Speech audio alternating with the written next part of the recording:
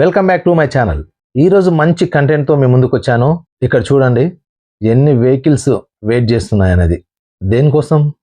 CNG gas అనేది ఎంత shortage ఉందంటే మన దగ్గర ఇప్పుడు వచ్చే ప్రతి బండి పెట్రోల్ సిఎన్జి గ్యాస్తోనే వస్తున్నది. ట్రావెల్ వాళ్ళకి, ఫ్యామిలీ వాళ్ళకి, ఎవరికైనా ఒక పూట సమయం గ్యాస్ కొట్టించుకోవడానికే పడుతుంది. ప్రభుత్వం దృష్టి పెట్టి అధిక యూనిట్లు పెంచితే కార్ల కొనుగోలు, పొల్యూషన్ కూడా మనకు తగ్గుతుంది. సిఎన్జితో కష్టపడుతున్న ఎవరైనా ఈ వీడియోని ఎంతవరకు వీలైతే అంతవరకు షేర్ చేయండి.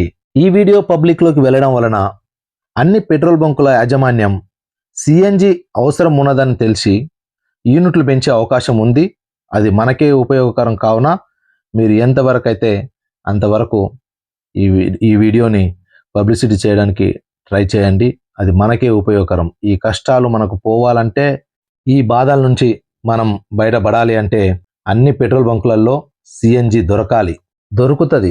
ఓకేనా?